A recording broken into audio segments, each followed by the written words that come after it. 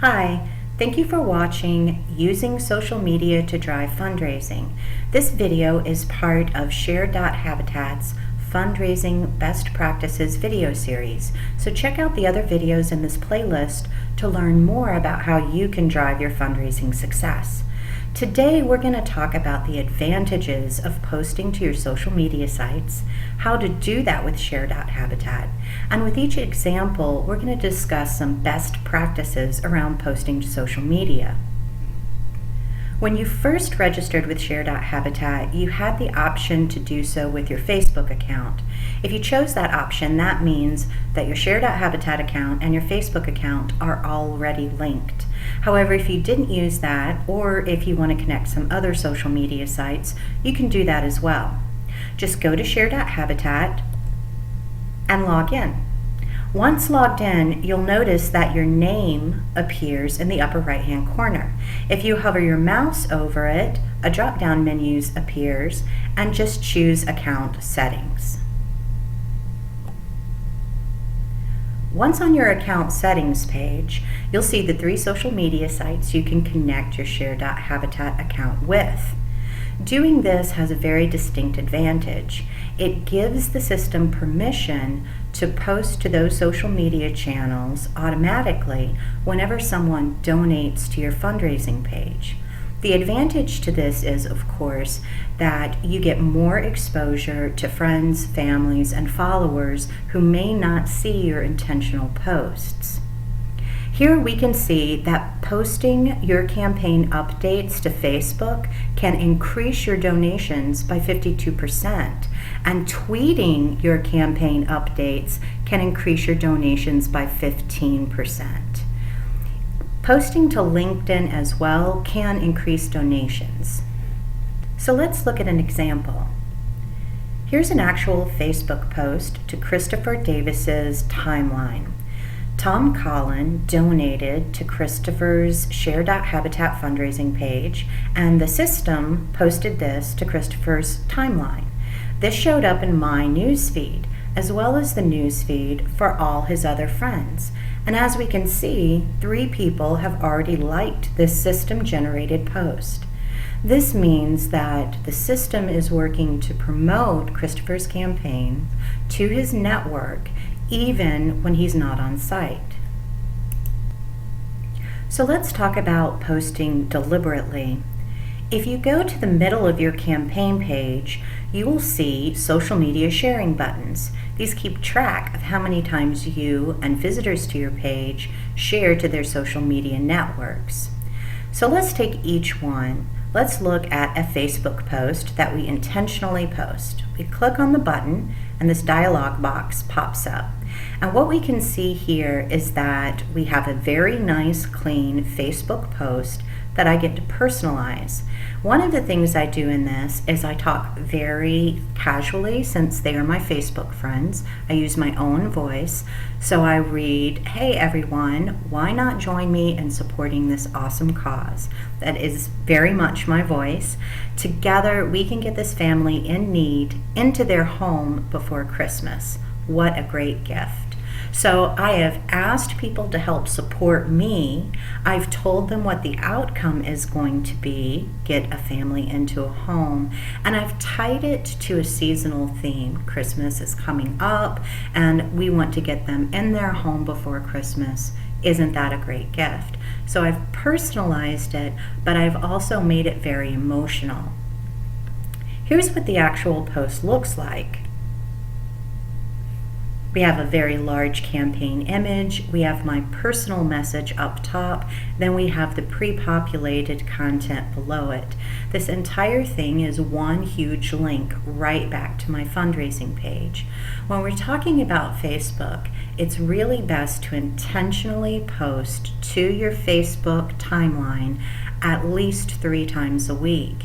You can easily post once or twice a day to your Facebook posts if you're not generating a lot of donations. If you are generating a lot of donations and the system is auto-posting those donations to your timeline, then you really only need to update your Facebook page, again, 3 to 5 times a week. Let's look at another one of Christopher's posts that he intentionally did. Here he's giving thanks to his Facebook friends who have already donated to a Share.Habitat fundraising page. And the interesting thing about this is he's not only raising awareness about his fundraising campaign to those friends and family who may have missed it, but you'll notice he intentionally tagged those Facebook donors in this post. And what that does is for each person that is tagged, this will post to their timeline. This means that Christopher has effectively reached all of his supporters, friends, and family. Since this will appear on his donors' timeline, the donors, friends, families, and network will be able to see this post, see that this donor was interested enough, and will probably click on the link going back to Christopher's page. So in effect, Christopher has reached out to probably 11 other networks other than his own. So remember, tagging donors increases the reach of your network. You'll also notice that this isn't an ask. He's not asking his friends and family to come in. So if you're ever worried about overposting on your social media sites, remember that thanking your current donors and supporters or giving updates about the progress of your fundraising campaign page can ensure that you don't overload your friends, families, and network with too many fundraising asks. Next, let's move on to a Twitter post. The next button is Twitter, and what we can see is a dialog box pops up again, but this time the dialog box is pre-populated.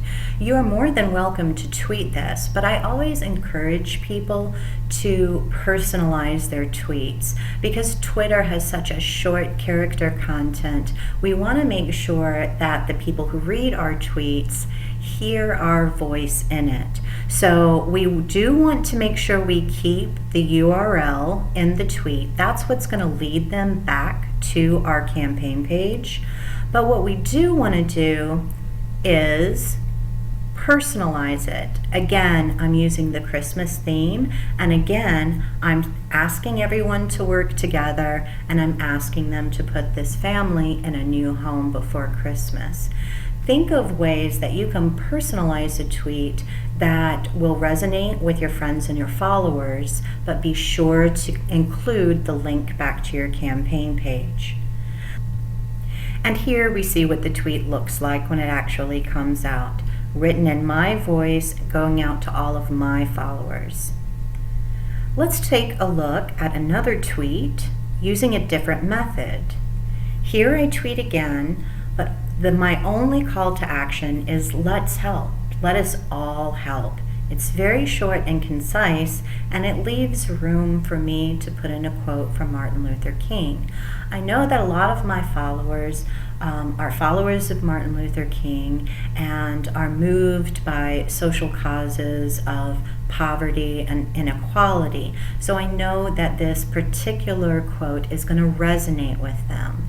I used this quote so that it would stand out in my followers' minds. I have a very small call to action, but again, I have a link directly back to my fundraising page. Because tweets go by so quickly in a Twitter feed, I recommend that people promote their campaign page on Twitter at least 2 to 3 times a day. It may not be likely that your followers are going to see that tweet at that exact moment in time. And again, using other tidbits like sayings, inspirational quotes, or even pictures that you can upload is a great way to break up the monotony of a fundraising ask. You don't even have to put an ask in there as long as the quote is in there. Give something back to your followers, like great content, a great photo, a link to a video, but have it link back to your fundraising campaign page. Now let's talk about Google Plus for those of you who have a Google Plus account. One of the great things about Google Plus is you have the ability to write an almost unlimited amount of text. and it doesn't get truncated like it does on Facebook. So you have a longer area in which to explain your connection with the cause. For these types of posts, I always recommend that people do something that's emotional, express a tangible outcome of the fundraising effort, and an overall goal for the mission. So what we can see here is that we're explaining Habitat for Humanity does much more than build houses. Help me support Habitat by building a home, hope, and community for a family in need. So that's that tangible outcome. We're going to build them a home. The emotional outcome, we're going to build hope and a community. But in the end, one house at a time, we can break the cycle of poverty. So that's a larger picture. What we've given them is a tangible outcome, an emotional call to action, but we've also related it to a much larger cause. If we support this mission, we will help end the cycle of poverty. You're not always going to be able to do that in every social media post, especially not when you're giving a direct call to action. However, for these larger posts, take advantage of the opportunity to be tangible, emotional, and give a larger goal whenever you can. And here we can actually see what the post looks like. This will show up for all of my followers or in all of my circles for Google+. You can also see that it's tagged Habitat for Humanity. So anyone who follows that hashtag on Google+, this will go directly to that community area. And of course, all of this is a link directly back to my campaign page. Now let's take a look at LinkedIn. Although there isn't a LinkedIn button, and although the system will auto-post to LinkedIn for us, I do think we should be intentional about our LinkedIn posts. So without a button, what you need to do is highlight your URL on your fundraising page, make sure that it's the correct URL that just leads directly to your fundraising page, and copy it.